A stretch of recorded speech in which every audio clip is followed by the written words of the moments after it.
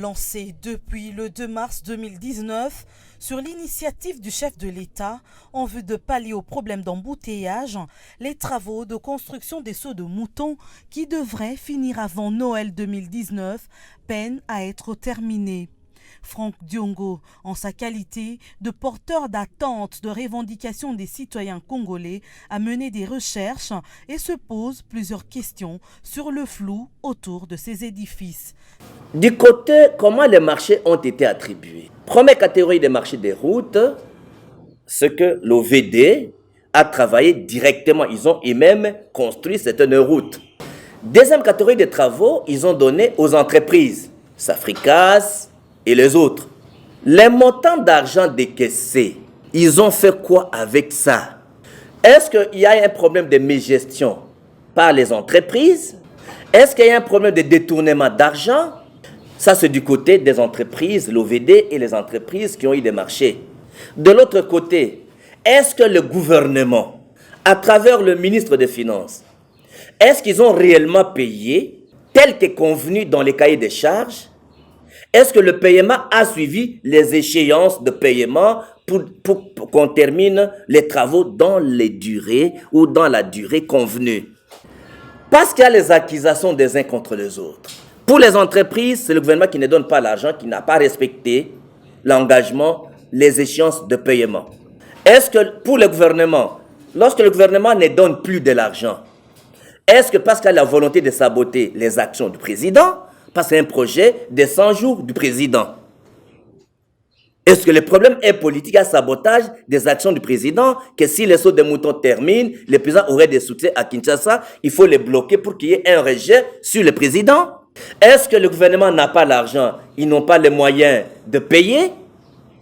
Est-ce que le gouvernement préfère garder le peu de moyens qu'on a parce que ceux qu'ils ont payés ont été dilapidés? Par exemple, le seau de mouton RTNC, son taux d'exécution est de 21%, soit 742 000 $ contre un paiement de 1 894 000 $, soit 54,35% sur le coût total de 3 485 000 $, a-t-il dit après ses recherches.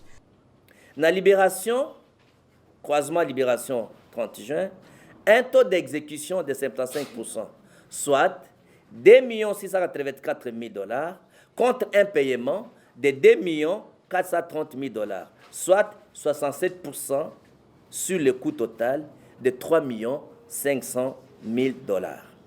La commande de la partie superstructure effective. 3. Les ronds-points Sosimat. Un taux d'exécution de 39%, soit 1 268 000 contre un paiement de 1 772 000, soit 55% sur le coût total de 3 180 000 $. La commande de la partie superstructure effective. Le président national du MLP propose une piste de solution au chef de l'État. Celle de diligenter une mission spéciale et urgente à l'inspection générale des finances afin que la lumière soit faite sur ce dossier des seaux de mouton. Je propose comme une seule recommandation au président de la République, de toute urgence, de pouvoir charger l'inspection générale des finances qui relève du président de la République, de procéder à un contrôle de gestion financière en urgence pour établir de responsabilités comment cet argent a été géré ou comment et pourquoi les ministres des Finances ne décaissent plus de l'argent pour les seaux de moutons. De sorte que cette enquête de l'inspection générale des finances puisse permettre aux Congolais de connaître réellement qui est responsable de ce blocage. Est-ce que c'est les compétences des entreprises? Il faut changer les entreprises. Est-ce que c'est la mégestion des entreprises? Est-ce que c'est la faute à l'OVD qui a donné les entreprises? Est-ce que c'est la faute au ministre des Finances qui ne débloque pas? Est-ce que le pays n'a pas réellement de moyens? Vous comprenez par là qu'on arrivera, bien entendu, à résoudre de toute urgence ces programmes. Et une telle mission ne peut pas dépasser 10 jours.